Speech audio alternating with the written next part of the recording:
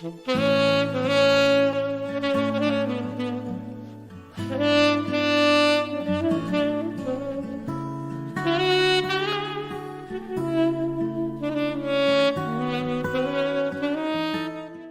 bem com os irmãos? Graças ao Senhor por esse tempo que Ele tem nos dado. É um tempo de graça, né? Nós damos graças pela graça do Senhor, né? Esse favor imerecido. Hoje o desejo do meu coração é compartilhar com os irmãos com respeito ao chamado. Ao chamado. Fica melhor mesmo. Ao chamado.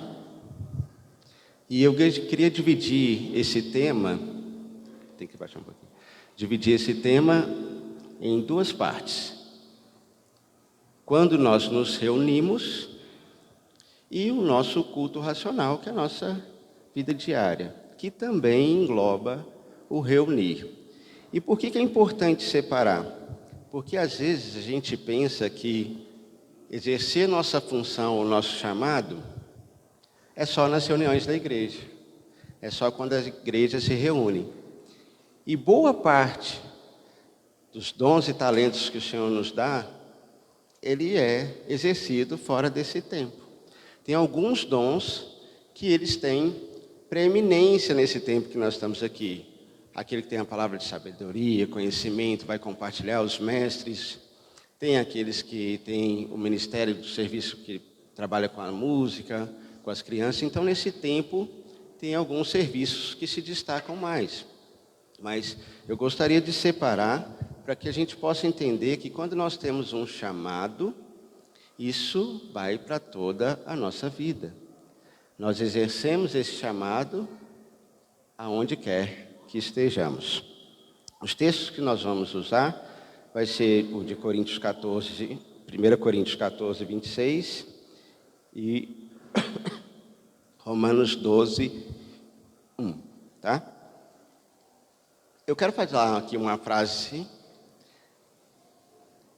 que pode te gerar um certo desconforto, a primeira parte dela, Bela. Mas isso vai provar para você a sua eclesiologia, nome bonito da teologia, né? Que é o estudo da igreja, do tema igreja. Chique, né? Eclesiologia. Nossa, preparei bem para falar esse texto. Eclesiologia. A frase é o seguinte, primeira parte da frase, Natal. Jesus não quer que você vá à igreja. Jesus não quer que você vá à igreja. Dependendo de como que você estuda esse tema, você gera um certo desconforto. Como assim Jesus não quer que eu vá à igreja? Mas, quando nós estudamos esse tema, nós vemos que Jesus quer que você seja a igreja. Então, nós não vamos a um lugar, nós somos um povo. É diferente. E nós somos um povo não só quando nós estamos reunidos aqui. Certo? Mas onde na Bíblia que fala isso? Vocês lembram da conversa que Jesus teve com a mulher samaritana? E ela falou, olha, nossos pais diziam que nós devíamos adorar nesse monte. Vocês judeus falam que a gente tem que adorar lá em Jerusalém. E o que Jesus respondeu para ela? Agora é para vocês responderem mesmo. Mas importa em espírito e em verdade. Então não é um lugar ou um rito que transforma esse momento. Mas é uma pessoa. Qual que é a pessoa mais importante aqui nesse momento quando nós nos ajuntamos? Quem? Jesus. Ele é o mais importante. Ele é o foco do nosso ajuntamento. Ele é o foco da nossa vida diária. Ele é para quem a gente deve olhar. Então, para aquela mulher, ele disse isso. E lembra também daquele episódio que Pedro chega para o Senhor e ele fala, Senhor, o Senhor compartilhou e as pessoas começaram a ir embora. Ele falou, vocês também vão embora? Aí Pedro fala para ele,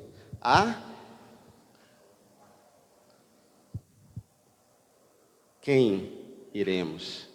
Ele não diz, a gente erra muito esse texto, né? A gente fala assim, para onde iremos nós, se só tu tens as palavras de vida eterna? Mas se você ler com atenção, Pedro não fala aonde, ele fala a quem.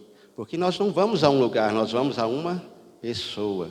Nós somos chamados para encontrar com essa pessoa que é Cristo, Jesus Cristo. E por que é importante saber disso?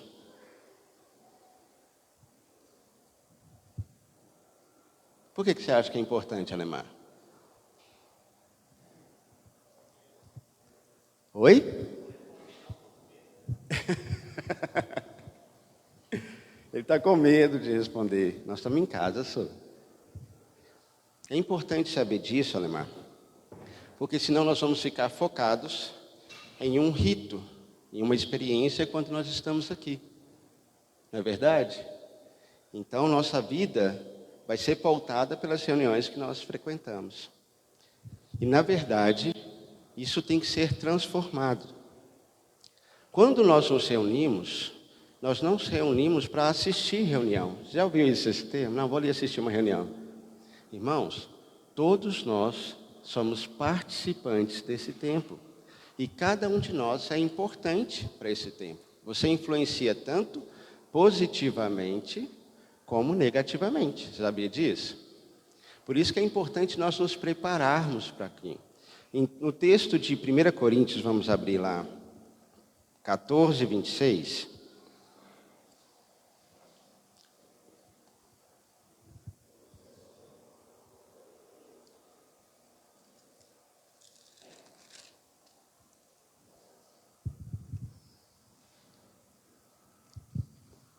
Euler. Está pronto? Hoje ele trouxe a Bíblia em português. 14, 26.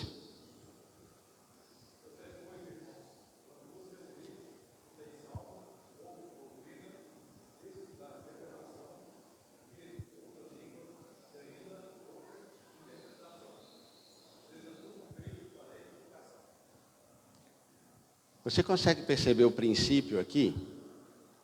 Um tem salmo, o outro tem doutrina, o outro tem língua, o outro tem interpretação. Aqui mostra um princípio de participação.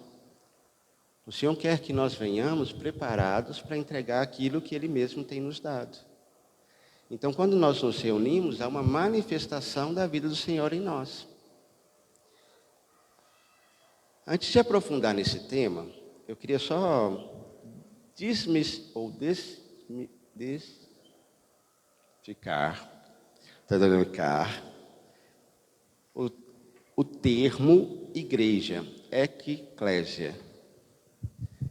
Esse termo, eu acredito que a gente precisa investir um tempo estudando sobre o tema. Por quê? Porque quando a gente vai conversando com os irmãos, a gente percebe que existem muitas divergências sobre o assunto. Já observou, Léo? E eu acho que a gente precisa sentar e conversar mesmo sobre esse assunto. E naquela situação onde foi a primeira menção na Bíblia desse termo, que foi com Pedro, você lembra? Jesus pergunta: quem que o povo diz que eu sou?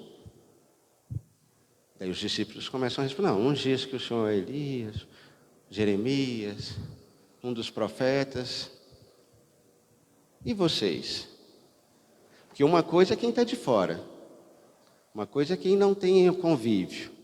Mas se o Senhor chegasse aqui nesta manhã e perguntasse para você, Márcia, quem que você diz que eu sou? Qual que é a nossa expressão de entender e falar quem que é o Senhor para nós? E aí, o céu revela para Pedro: tu és o Cristo, o Filho do Deus vivo. E aí o Senhor fala: olha, não foi carne nem sangue que te revelou, mas foi o meu Pai. E aí ele fala: você é Pedro, e sobre esta pedra eu edificarei a minha igreja, eclésia. Aí, muitos irmãos na história achavam que a pedra que o Senhor se referia era Pedro, mas não é. Ele falou: tu és Petros, e sobre esta petra eu edificarei a minha igreja. E qual pedra é essa que ele se referia? A revelação que Pedro teve, que ele é o Cristo, o Filho do Deus vivo. Eclésia é um termo que era utilizado em Atenas 500 anos antes de Jesus. Então Jesus não estava naquela manhã pensando assim, nossa, eu preciso ter um nome legal para o meu povo, sabe? Vou chamados, porque eu estou chamando eles para fora do mundo, então chamando para fora, eclésia. E aí ele cunhou esse texto, esse termo ali naquela situação, não foi isso. Ele pegou emprestado um conceito que era utilizado lá em Atenas, quando o pessoal ia discutir sobre as questões da cidade, eles chamavam o povo para fora, para a rua principal, para discutir sobre aquele assunto, sobre o tema político daquela cidade. E isso era uma eclésia. Então eles eram chamados para fora. Quando o Senhor importa esse texto aqui, esse termo, ele está dizendo o seguinte, que eu vou ter um povo que eu vou chamar para discutir, para falar, para conversar sobre um tema, sobre essa pedra que é Cristo, o Filho do Deus vivo. Então, quando a gente percebe isso, nós percebemos que não é um ponto que a gente vai chegar aqui e observar pessoas servindo ao Senhor. Mas nós juntos vamos servir ao Senhor nesse ajuntamento. Quando nós nos propomos a nos reunir, todos nós vamos entregar algo ao Senhor. Todo mundo vai participar de forma ou audível ou visível nos nossos ajuntamentos? O que os irmãos acham? Não. Porque ali fala, um tem salmo, outro tem doutrina, então quer dizer que todo mundo tem que ler um versículo, todo mundo tem que levantar uma oração? Não. Nós precisamos ser conduzidos pelo Senhor. Eu vou fazer aqui, Silvia, faz um favor para mim. Pega as 4 cadeiras e põe aqui cada uma numa direção. Eles, claro, vem cá, por favor. Márcio, vem cá, por favor. Samuel, e eu pode vir. Samuel. E não pode faltar o Alemar. Alemar, por favor. Aqui, ó. Cada uma na direção. Aqui. Pode sentar. Isso, está ótimo assim. Bagunçado. Obrigado, senhor. Quando nós vamos nos reunir, cada um de nós está numa direção. Cada um está estudando um texto, o Márcio está estudando Gênesis, o Edcláudio está estudando Apocalipse, Samuel a igreja, o Alemar não está nem estudando. O Márcio está em secreto, buscando o Senhor, o Edcláudio servindo os irmãos, o Samuel compartilhando a palavra, e o Alemar viajando. E aí a gente junta esse povo todo em uma reunião, cada um em uma direção.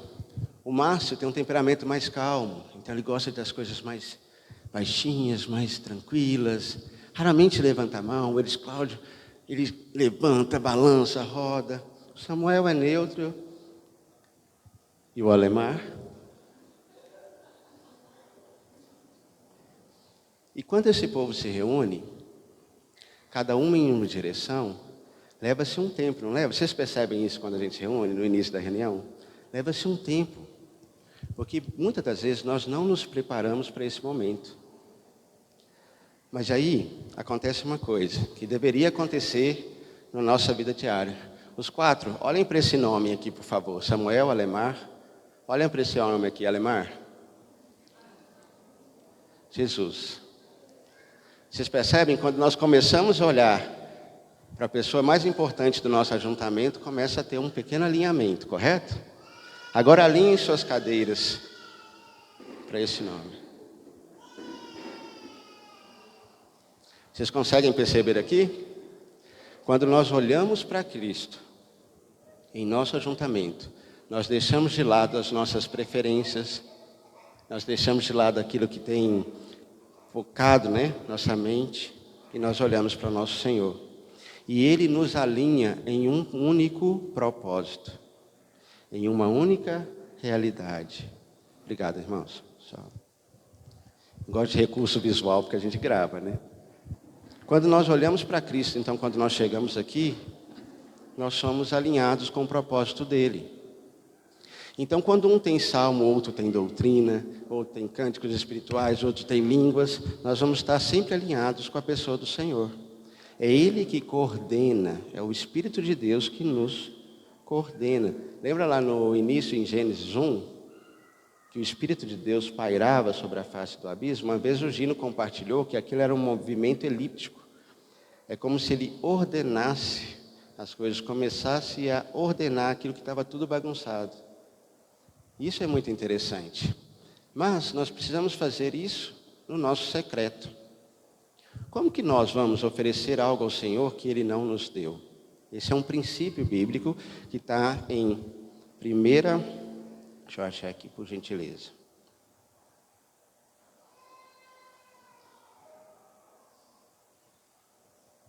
Primeira Crônicas 29:14. Vamos abrir, por favor.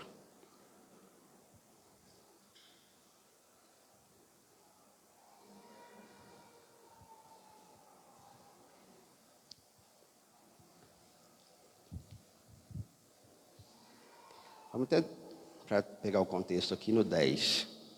Pelo que Davi louvou ao Senhor perante a congregação toda e disse: Bendito és tu, Senhor, Deus de Israel, nosso Pai, de eternidade em eternidade.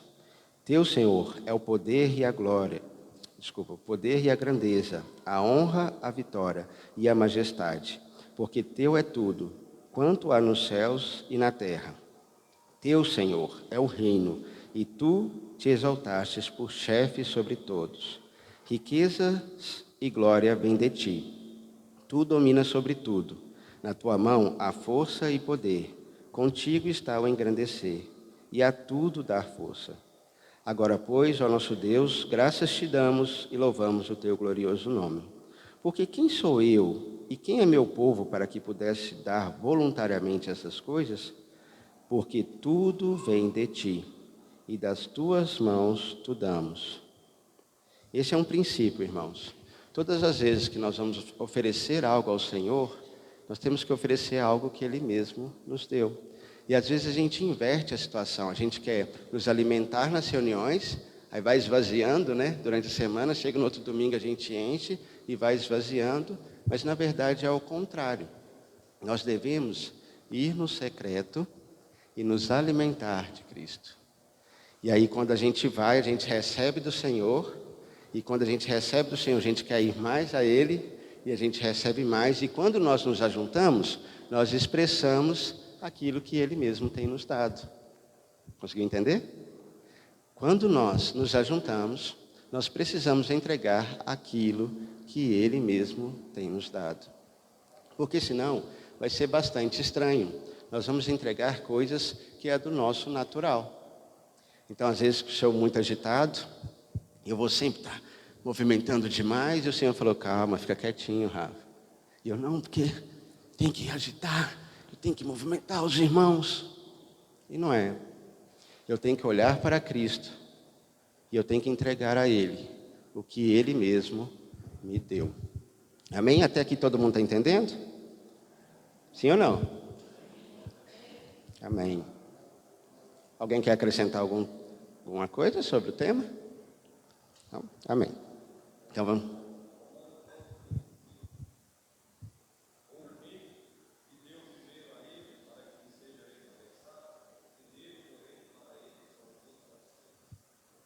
Amém. Texto corroborar, amém. Glória a Deus. Irmãos, quem aqui acredita que nós somos um ser tripartido? Todo mundo, né? Alguém acredita que nós somos só corpo e alma e espírito é uma só? Não? Ok. Então somos corpo, alma e espírito, certo? Então nós devemos nos preparar para as reuniões nessas três esferas: fisicamente, emocionalmente e espiritualmente. Como preparar fisicamente? Fisicamente, eu entendo que é uma questão até do coração que parte, de entregar ao Senhor o melhor. Então, se eu tenho dificuldade de acordar cedo, Samuel, o que eu faço um dia anterior? Durmo mais cedo. Por quê? Porque eu vou chegar aqui, nós vamos ter 2 horas juntos. você vai cochilar. Não é verdade? Então eu preciso ter um cuidado, me preparar. Olha, eu vou ter reuniões de final de semana, eu preciso estar pronto para esse momento. Eu preciso ter o melhor desfrute desse tempo. Então vou me preparar. Aí, né, antigamente os irmãos colocavam aqueles blazers bonitões e tal assim. Então se você vai vir de bermudinha e chinelo, você vai dar aquela passada na bermudinha, né, pôr, né, o pretinho no chinelo e vai vir com o seu melhor chinelo, sua melhor bermuda, né? Se você for mendigo, você vai passar ali na pracinha, dar aquela lavada no cabelo, porque isso demonstra entregar o melhor ao Senhor. E eu queria aqui destacar um tema também, que é a nossa estrutura física. Também entregar o melhor ao Senhor. Também na nossa estrutura, preparar esse tempo. Vocês chegam aqui e uma equipe muito linda preparou isso aqui nos sábados. Não é verdade? Os irmãos vêm aqui e se dedicam. Eu chego aqui, está tudo limpinho, as cadeiras organizadinhas. Um irmão chega mais cedo para organizar. Houve um chamado e esses irmãos responderam a esse chamado. E eles prepararam essa estrutura para nós.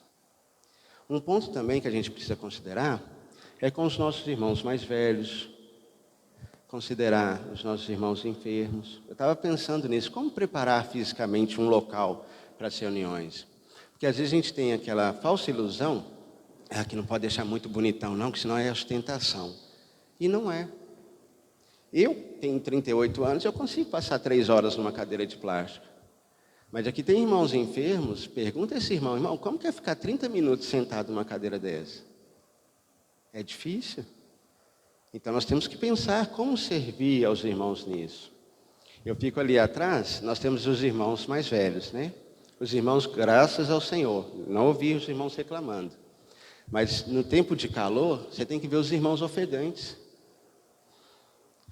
É difícil até de respirar. Porque eles são mais velhos, o corpo já não é a mesma coisa. Então eu não posso pensar só em mim, que não, para mim está tranquilo. Não é? Está de boa, eu consigo. Mas os meus irmãos, como que eu vou servir os meus irmãos? Porque isso também, André, é servir a Cristo. Lembra quando ele encontrou com Paulo? Paulo estava perseguindo os cristãos, o Senhor parou ele e ele falou, Saulo, desculpa, Saulo, por que me persegues? Aí ele pergunta, quem és tu, Senhor? Vocês lembram disso? Paulo estava perseguindo a quem? Os cristãos. Mas o Senhor falou que ele estava perseguindo a quem? A ele mesmo. Outra situação. Vamos pensar aqui em outro texto que fala sobre isso.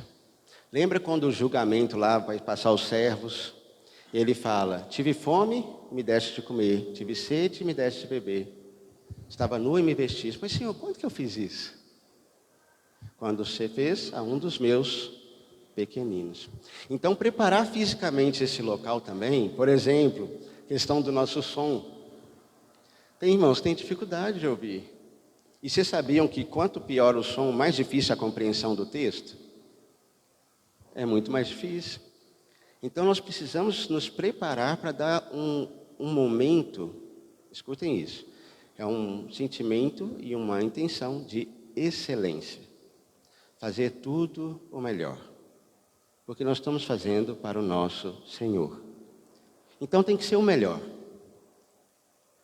Outro dia, estava eu lá em Aparecida, e lá, graças a Deus, o Senhor mudou a situação lá, uma das salinhas era a cozinha. E eu fui conversar com o irmão, falei, irmão, é muito difícil prender a atenção das crianças, e toda hora entra um irmão para lavar a mão, para lavar uma vasilha, pegar um pano de prato. Não é o ideal, né? Não tá. Esse local não é um local adequado. Aí esse irmão falou, mas você usou um termo muito duro, né? Inadequado eu usei o termo. O local é inadequado. Irmão querido, viu gente? Não foi uma briga, tranquilo, foi só uma conversa. Inadequado. Aí esse irmão falou, não, você usou um termo muito duro. É aceitável. Eu falei, legal, aceitável. Então a gente pode chegar tranquilamente diante do Senhor. Senhor, tudo bem? Estou aqui com as minhas obras aceitáveis para o Senhor. O que você acha que o Senhor vai falar para você? Não é o caso de fazer o melhor com aquilo que nós temos. Eu posso fazer mais, mas é aceitável, né? Eu falei, mas vamos tirar da esfera espiritual, vamos para a esfera carnal. Você paga a escola particular dos seus filhos, certo? Certo. Então, quando você vai contratar, você vai lá na escola, vai fazer uma visita técnica, olha a escola, a estrutura. Aí a supervisora vai abrir uma salinha, uma despensa, que é uma cozinha, vai falar que é a sala do seu filho. Você pagaria para que o seu filho estudasse ali? Aí ele, não. Então, por que a gente vai fazer isso aqui? Nós temos que oferecer o melhor para os nossos irmãos, porque assim nós vamos estar servindo ao Senhor. A melhor estrutura para as nossas irmãs, os melhores equipamentos, porque isso aqui que é o foco. Não é para chegar aqui e falar, nossa, local ali da POB, Marlon, nível HZ ali, top. Não é para isso, é um propósito. Por quê? Se as crianças estão indo lá, o nosso objetivo é que elas conheçam o Senhor. Então eu preciso promover a melhor estrutura para que elas conheçam o Senhor. Para que elas consigam ser capturadas pela história, para que aquilo seja internalizado, será que esse termo existe? Sim, né? Nos seus coraçõezinhos, para que aquilo possa produzir vida. Então eu vou ter o melhor equipamento de som para que os irmãos possam ouvir. Da última vez que eu compartilhei, uma irmã falou assim comigo, uma irmã foi embora porque ela não estava conseguindo te ouvir. E aquilo me deu uma tristeza no coração. Eu falei, gente, a gente pode fazer mais.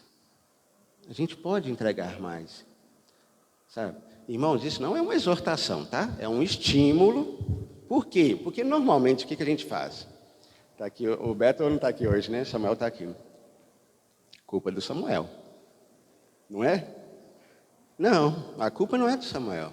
A responsabilidade é nossa. Nós nos reunimos aqui. O Senhor nos permitiu estar juntos aqui. E por isso nós precisamos estar atentos à voz do Senhor para essas coisas. Só um minutinho. Os irmãos estão compreendendo? Não é uma exortação. É um estímulo para que nós estejamos atentos às necessidades físicas do tempo que nós nos reunimos. Então, por exemplo, você já perguntou aos diáconos como está o caixa da igreja? Se tem recurso para pagar os equipamentos aqui que faz a limpeza? Você já se dispôs? É interessante pensar nisso, porque a gente chega, é muito bom, o Senhor se manifesta, é lindo, a gente vai embora, só que isso aqui tudo tem um custo. Não é verdade? Nós não temos o costume aqui, raramente, eu acho que eu nunca vi, a gente chegando e, irmãos, pô, a caixinha das ofertas aqui, e vamos ofertar. Raramente você vai ver isso aqui. Mas isso também tem que gerar em nós uma percepção de que eu preciso procurar os irmãos para saber se está tudo ok. Como eu posso contribuir? Muitas das vezes você não pode contribuir com recurso financeiro, mas você pode contribuir com o seu tempo, com a sua dedicação, né? Eu vi ali, nossa mesinha estava um pouquinho debilitada, e aí uma irmã, eu cheguei e achei lindo, porque uma irmã veio e cobriu a mesinha com um tecido. Achei lindo. Ela se dispôs, ela não perguntou para ninguém se precisava, ela foi lá, se dispôs e fez. Isso é um cuidado, isso é um serviço, e é um serviço que é contado pelo Senhor.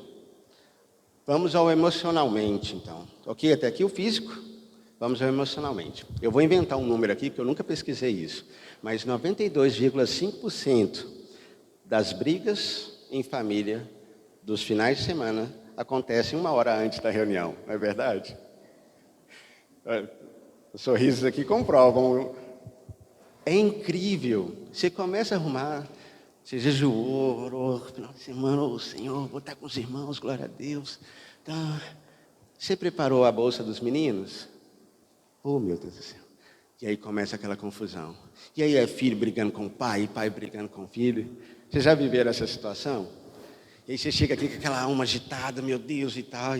E aí você boa parte da ceia, você perde naquele sentimento de, nossa, eu preciso pedir perdão para minha esposa. Né? Amor, desculpa ter sido dura com você. Oh, amor, eu também não precisava. Por que isso acontece? Porque essa é uma estratégia do nosso inimigo, ou dos nossos inimigos, né? A nossa carne, o mundo, Satanás. Para quê? Para nos desestabilizar. Então, quando essas brigas acontecem, a gente leva um tempo para perceber a voz do Senhor, porque a nossa alma fica agitada, certo? E aquilo vai nos desregulando. E se até que você, Senhor, dá a graça aqui. Preciso focar no que eu vim fazer, na lembrança do Senhor, na obra do Senhor. Nós precisamos nos preparar emocionalmente. E muito mais nós, os varões, termos essa percepção com as nossas famílias. E blindar mesmo esses momentos, para que isso não aconteça e a gente não fique aqui perdendo tempo até acalmar o espírito. Por isso que eu falo, Léo, é importante chegar mais cedo. Por quê? Porque se acalma, né, Ali? Ok, vou preparar minha mente, eu quero estar aqui nesse momento. Aí ontem o nosso amado compartilhava, né? Aí você está aqui nesse momento, né, Jéssica? Pegou o violão, Senhor, quais cânticos o Senhor quer que eu toque? Aí aparece um boleto da construção. Oh, meu Deus, eu tenho que pagar aquele boleto. Aí você volta, Senhor, eu preciso estar aqui nesse momento, né? Uma coisa que às vezes a gente repara é que às vezes os irmãos estão compartilhando, dando um testemunho ou um cântico, e os irmãos estão fazendo outras coisas. Os irmãos não estão aqui no momento, ouvindo a oração do irmão. O que aquele irmão está orando? Às vezes a gente tem umas orações desacertadas, né? Num momento que não é, falta de percepção, e a gente não está atento. Peraí, o que esse irmão está orando? O que o irmão está compartilhando? Vou anotar aqui, ó, ele falou esse texto aqui, vou ver se isso mesmo procede. Então nós precisamos estar emocionalmente aqui, e por fim nós precisamos estar espiritualmente aqui. Espiritualmente foi o que a gente falou no início, Solemar. Secreto. Vamos ler esse texto do secreto? Mateus 6.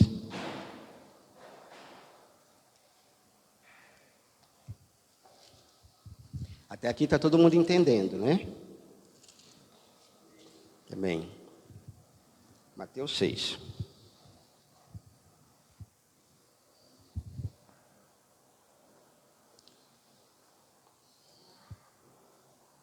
Deixa eu ler aqui, tá, irmãos?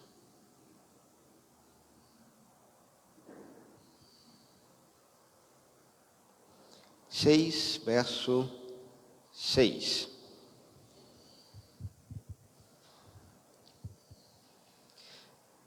Então o Senhor vem admoestando sobre os hipócritas e tal. Ele fala, mas tu, quando orares, entra no teu quarto ou no teu aposento e fecha a tua porta e ora ao teu pai que está em secreto. E teu pai, que vem secretamente ou vê em secreto, te recompensará. Eu não tinha percebido isso. O irmão falou e aquilo... Ele está falando sobre oração, certo? E ele diz, Cláudio, o que o Senhor falou que o pai faria? O teu pai que... Mas não deveria ser ouve, que eu vou orar. Teoricamente ele deveria ouvir, né? Não, teu pai que vê em secreto. Isso aqui nos mostra um princípio interessante. Primeiro é que Deus vê a sua intenção de estar com Ele.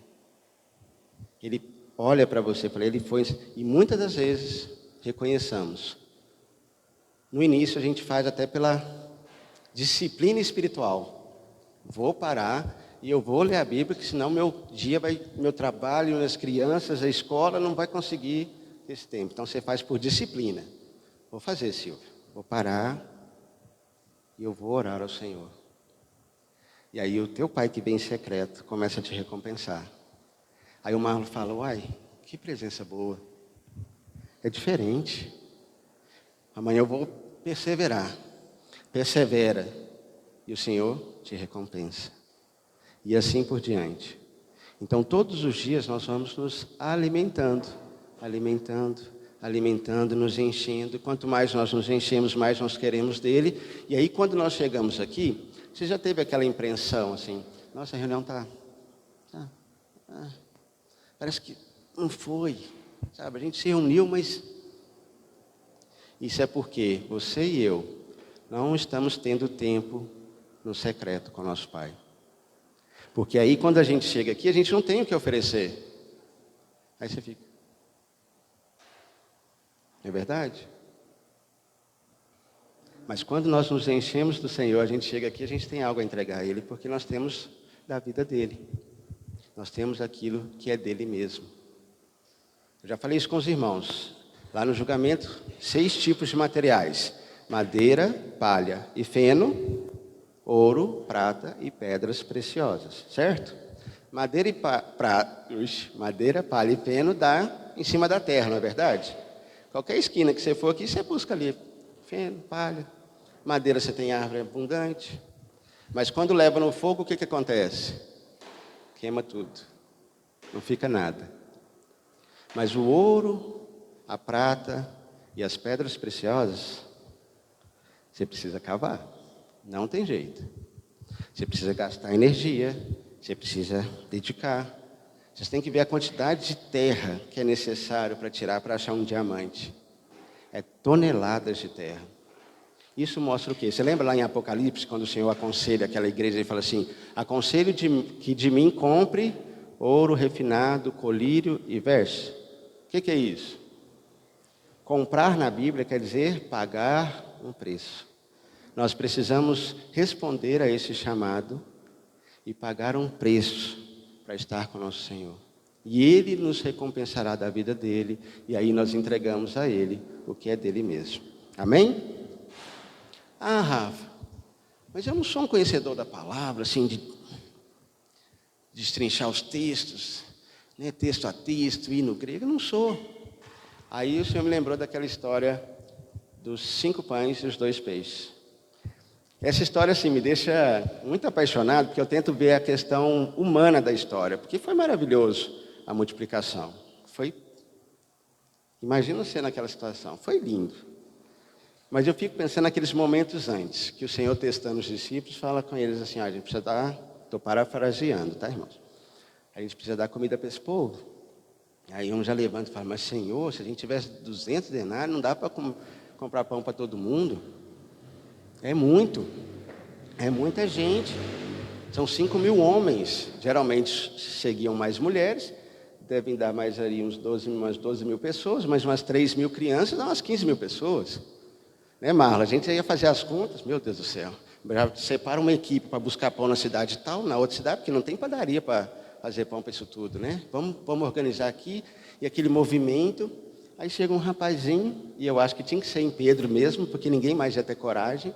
Aí o rapazinho, estou parafraseando, a Bíblia não diz isso, eu só fico imaginando, tá, meus irmãos? Aí chega o rapazinho para Pedro, aí Pedro olha: pois não, nós estamos resolvendo um problema sério aqui. É porque eu ouvi o mestre falando, e a minha mãe é muito preparada, ela preparou um lanchinho para mim, e eu queria ofertar esse lanchinho. Eu fico imaginando a cabeça de Pedro. Será que eu vou incomodar o Senhor com esses 5 pães? Isso aqui não dá nem para a gente alimentar. E esse menino aqui, meu Deus. E aí Pedro chega para o Senhor: Senhor, nós temos aqui 5 pães e 2 peixinhos aqui. Eu estou imaginando. Pode ser que Pedro chegou já não, o Senhor vai multiplicar isso aqui e vai acontecer. Pode ser. Mas eu ficaria assim: meu Deus do céu, é só isso? Não vai dar.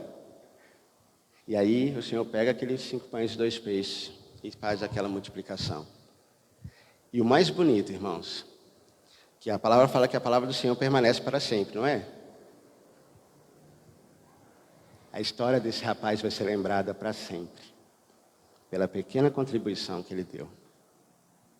Então não acho que sua oração, a pedida do cântico que você vai trazer, a leitura da palavra é pouca coisa. Não acha, não. Porque quando chegar aqui na mão do nosso Senhor, Ele vai multiplicar e Ele vai nos alimentar. Então a sua contribuição é muito importante, desde que seja feita conduzida por Cristo, desde que venha dele mesmo. Amém? Nós temos agora 30 minutinhos para concluir o chamado fora das reuniões. Ok?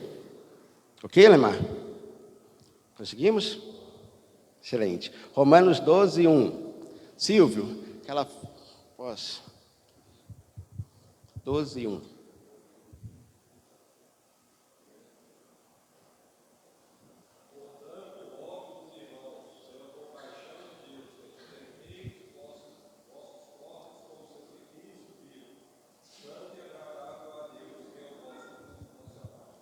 Excelente. Então, o que é culto para Deus? Pode responder mesmo. O que é culto para Deus? Vai falar. Oi? Isso, apresentar os nossos corpos como sacrifício vivo, santo, agradável. Você faz isso só quando a igreja se reúne? Sim ou não? Não. É vida diária. Certo? Então, as coisas que o Senhor tem chamado você para fazer, existe uma expressão quando a igreja se reúne, mas você vai vivê-la no seu dia a dia. Apresentar o seu corpo como sacrifício vivo, santo e agradável é uma ação diária, é nossa consagração. Né? O Senhor tem nos chamado, e essa palavra eclésia, que eclésia vem dessa palavra chamado, esse convite, o primeiro convite que nós recebemos foi qual?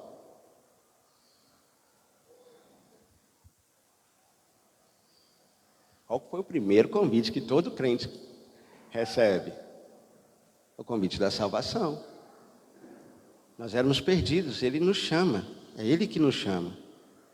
Márcio, bem, o Márcio tem os olhos abertos, se arrepende e vem fazer parte da família de Deus. Mas pergunto para refletir. O Senhor nos chamou só para isso, só para sermos salvos? Você acha que sim, Mariana? Não. Não foi só, beleza, ok, estou salvo. Agora aguardar a volta do Senhor. Não é isso, irmãos. Tem muito mais. O Senhor tem nos chamado. E a grande pergunta é: nós temos ouvido o chamado do Senhor? Ao longo das vidas relatadas na palavra, a gente vê vários chamados. E eu queria ver alguns pontos dentro da vida desses irmãos. O primeiro,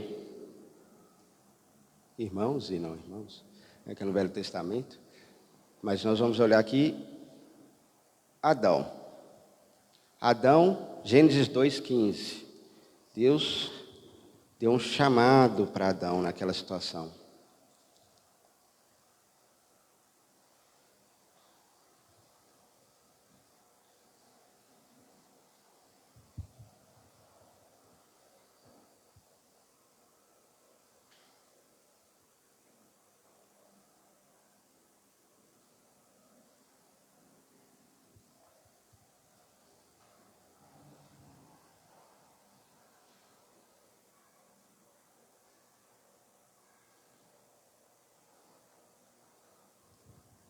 Fala o seguinte: tomou o Senhor Deus o homem e pôs no jardim para lavrar e o guardar. Adão, vem cá, por favor. O seu chamado para esse tempo é lavrar e guardar o jardim. E aqui eu quero destacar a omissão de Adão no seu chamado.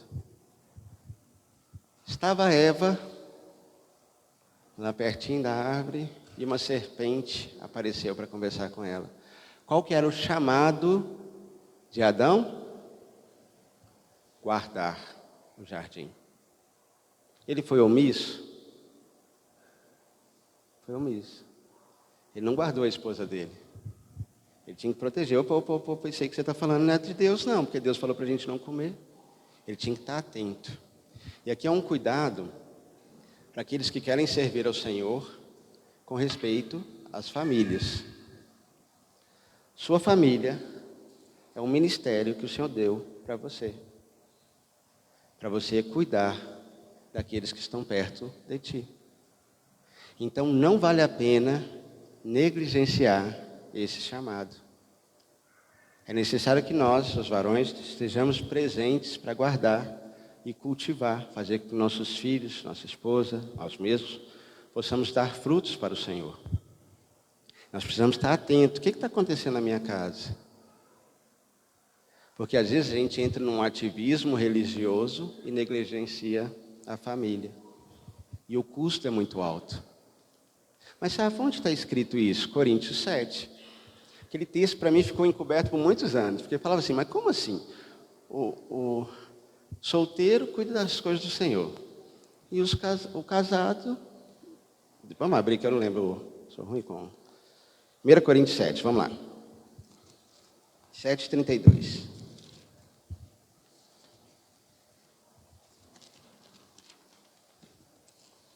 Para ser fidedigno o que está escrito.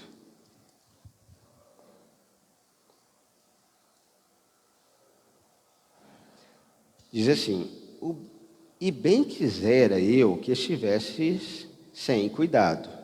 O solteiro cuida nas coisas do Senhor, em como há de agradar o Senhor. Mas o que é casado cuida das coisas do mundo, em como agradar a mulher. Eu falei, gente, mas como que isso vai funcionar? Porque ele fala lá, não ameis o mundo. Não está fazendo sentido para mim. Fiquei batalhando com esse texto. Mas o que é que esse texto ele continua? Ele fala que o homem que é casado, ele fica dividido.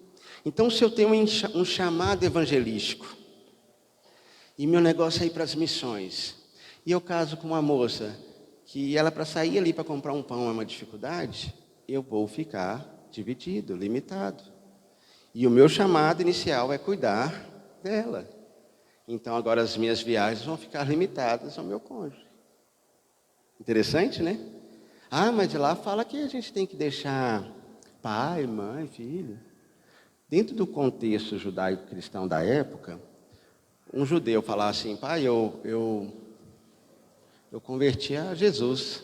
Ele era expulso de casa. Não tinha meio termo, né? Ele perdia tudo. Então, quando o Senhor fala isso, ele fala, olha, você vai ter que abandonar, você tem que fazer uma escolha. Ele não está querendo dizer que não, para servir o Senhor eu posso deixar meus filhos largados, dizer que dá certo, minha esposa aguenta as pontas. Não é assim. Nós precisamos cuidar e zelar do nosso lar. É o nosso primeiro ministério. Se eu sou um pastor, quais são as primeiras ovelhas que eu vou pastorear? Minha esposa e meus filhos. Se eu sou evangelista, quem que eu vou? A esposa, teoricamente, já deveria ser do Senhor. Eu vou evangelizar minha esposa e meus filhos. Lembra do conceito do princípio? Jerusalém, Judéia e até os confins da terra. Então o Senhor confiou pessoas perto de você. E ali você vai exercer o seu chamado e o seu ministério. E no trabalho, da mesma forma.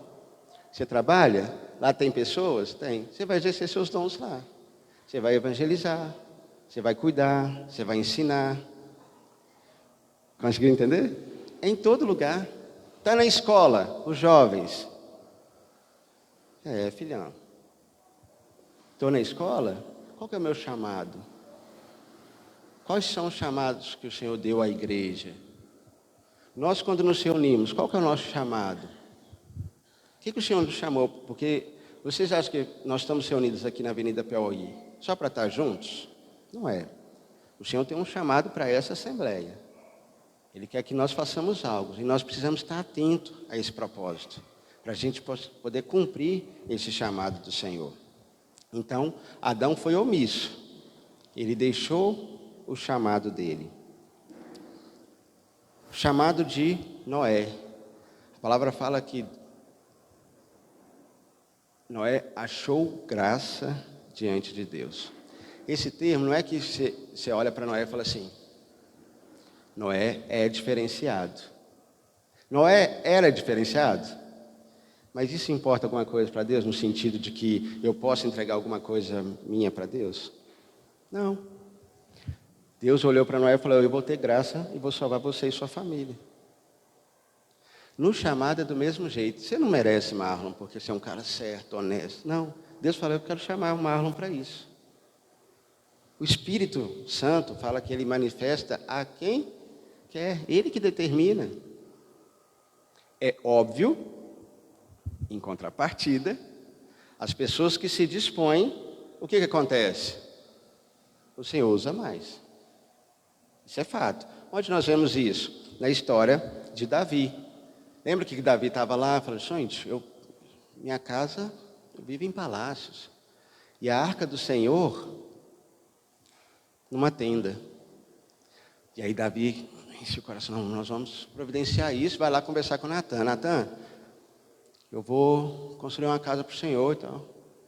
Aí, um homem de Deus, um profeta, que havia repreendido Davi com respeito a Betseba, ele chega para Davi e fala o quê?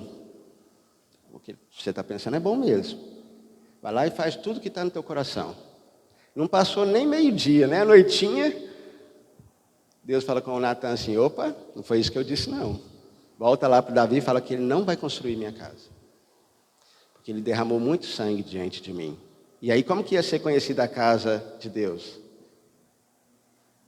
Uma casa de batalha? Uma casa de guerra? Porque aquele que havia providenciado. Aí Deus falou, não. Natan teve que voltar atrás. Isso também é um ensinamento muito interessante. 1, tome cuidado ao ouvir. 2, se você falou algo que não era do Senhor, pode voltar atrás. Vai lá, se o Senhor te mostrou, volta.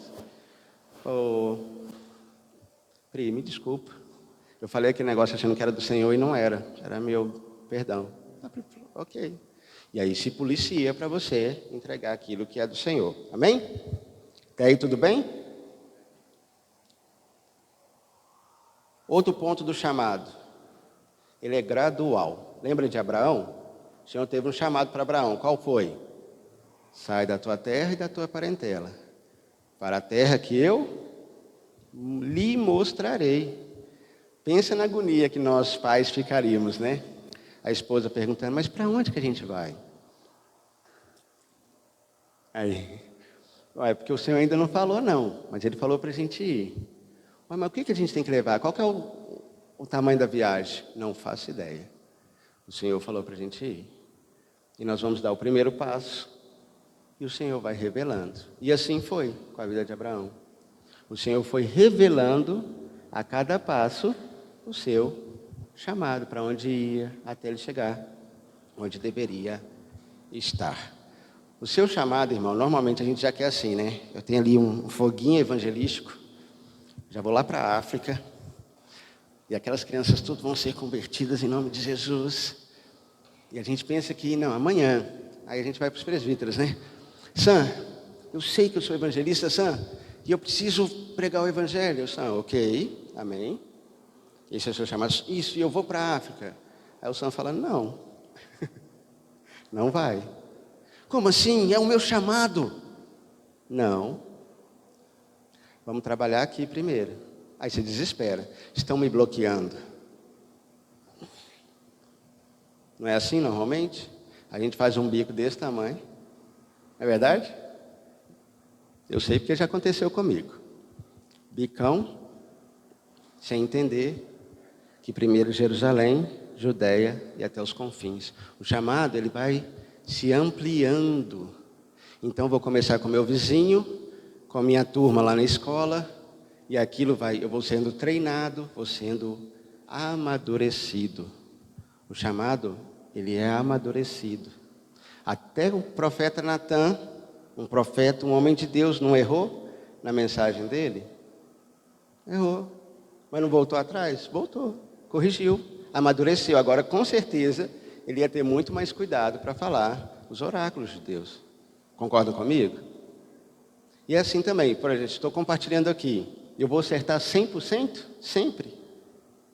Não, eu sou humano. A tendência de errar é grande. Por isso que a gente fica tão apreensivo quando a gente vem aqui, porque as palavras são sementes. Então tem que ser com cuidado, rever os textos. Senhor, eu estou fazendo a interpretação certa aqui. Senhor, eu vivo isso, né? Porque também vou lá compartilhar, falar com os irmãos, eu nem estou vivendo. Então isso a gente tem que buscar. E a gente vai amadurecendo, vai crescendo, vai ampliando, e aí o Senhor vai entregando mais e mais e mais.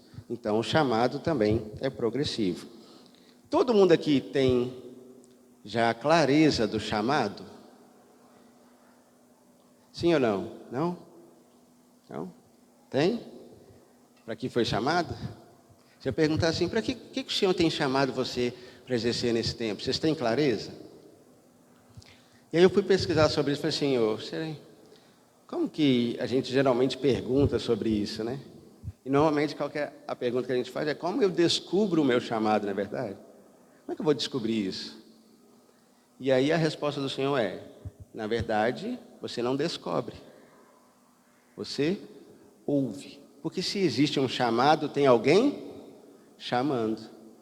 Então, Samuelzinho estava lá, meio dormindo, meio acordado no quarto, ele escuta um chamado.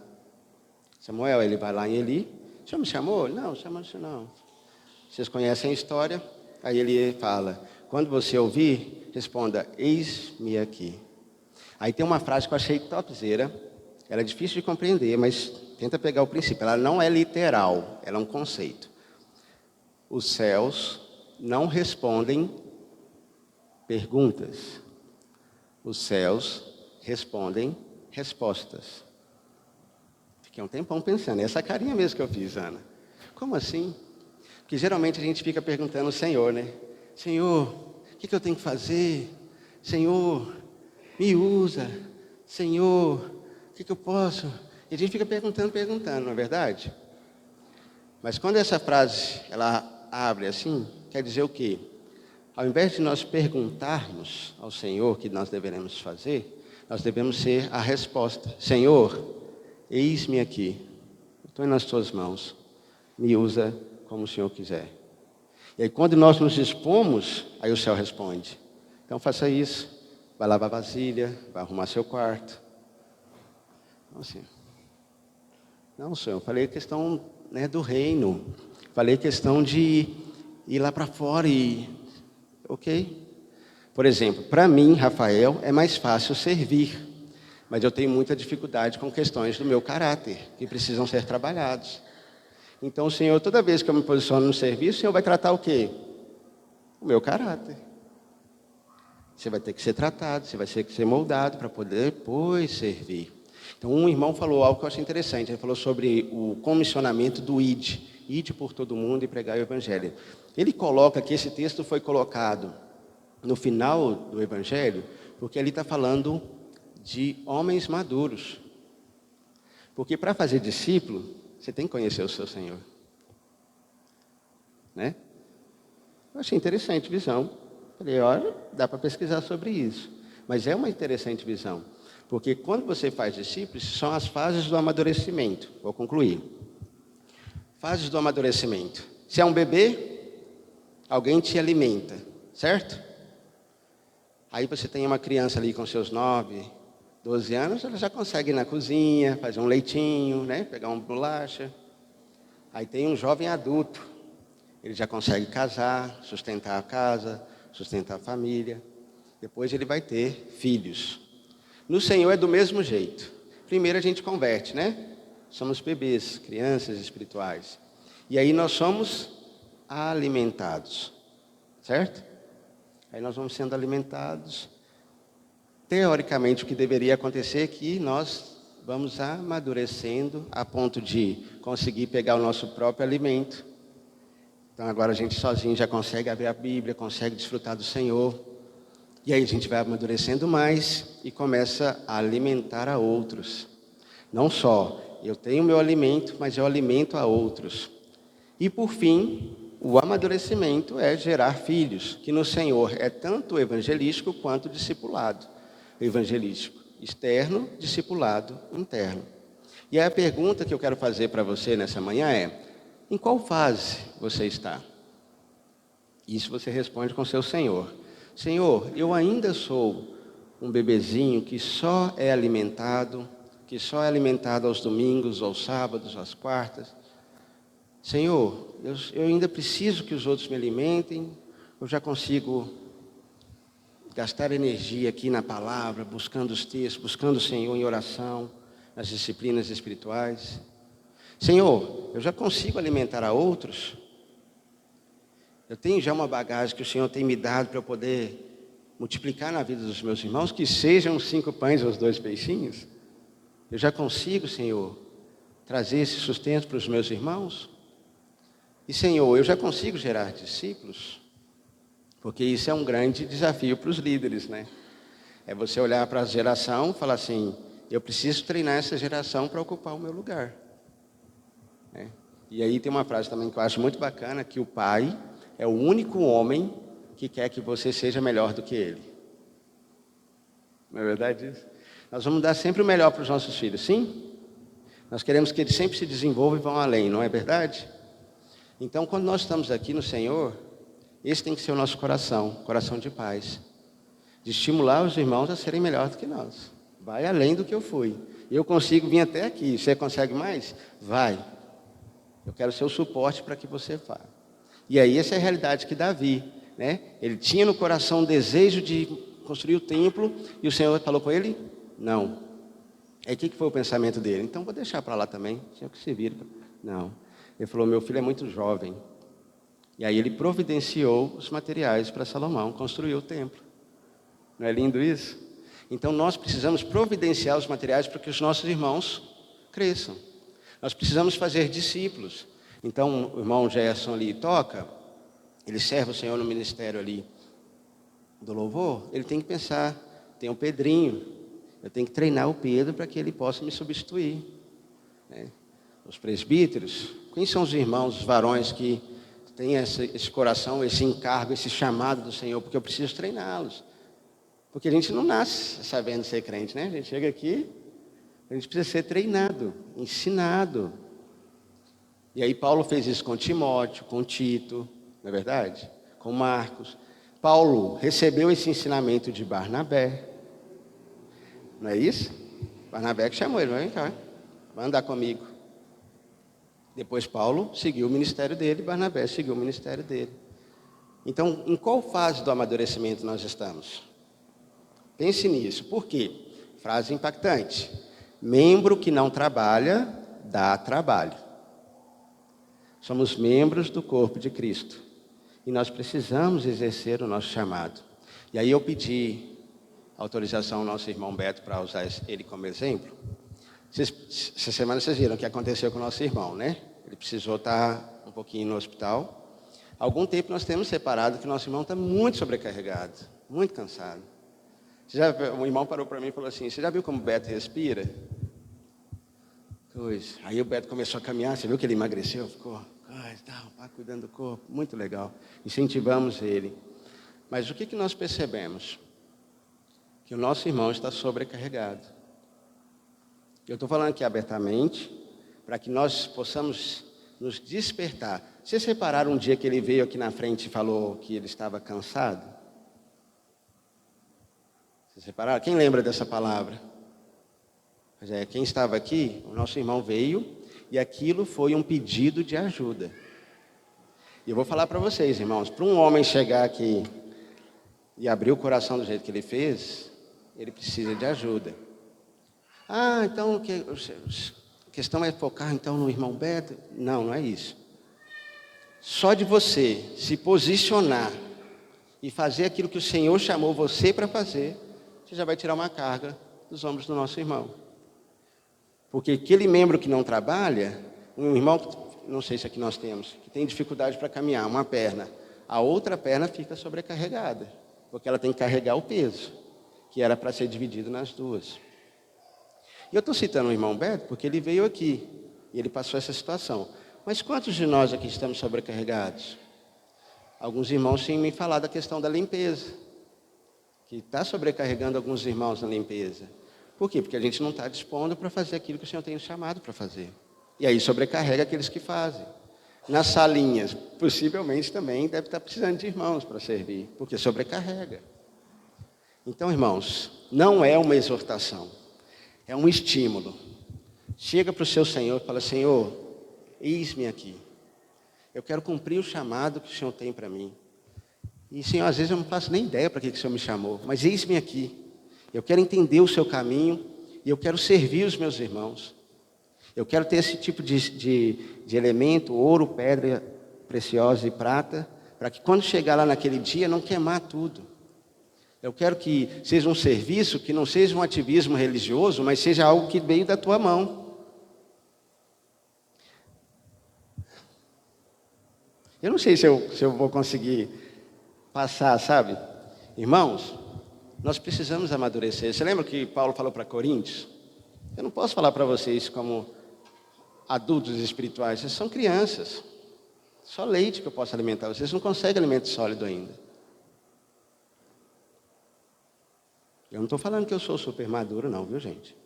Eu só quero nos despertar, falar assim, nós precisamos nos levantar juntos, Marlon, e falar o que nós precisamos fazer, como nós precisamos fazer. Nós precisamos nos achegar ao Senhor e descobrir isso juntos, como assembleia, para não sobrecarregar nossos irmãos. Os irmãos estão sobrecarregados, estão cansados. E a nova geração? Nós precisamos assumir essa responsabilidade. Até quando nós seremos meninos? Nós precisamos, Senhor, eis-me aqui. Lembra de Isaac? O pai dele cavou poços, e aí tinha aquela brigaiada com os pastores de outros lugares lá que entulhavam os poços, ele desentulhava poços, mas a Bíblia diz que ele também cavou os seus próprios poços. Então nós temos as experiências dos irmãos que nós precisamos desfrutar delas, mas nós precisamos cavar os nossos próprios poços. Então meu desejo, sentimento nessa manhã, é que você saia daqui encorajado, não sei se eu consegui, mas eu espero que sim. Agora é com o Espírito Santo que nos convence, né? Eu entreguei aquela pequena porção, meus 5 pães e 2 peixinhos, para que o Espírito Santo produza e multiplique na vida dos nossos irmãos aqui. E eu falo que a palavra não tem indireta, né? Não tem indireta, é direta.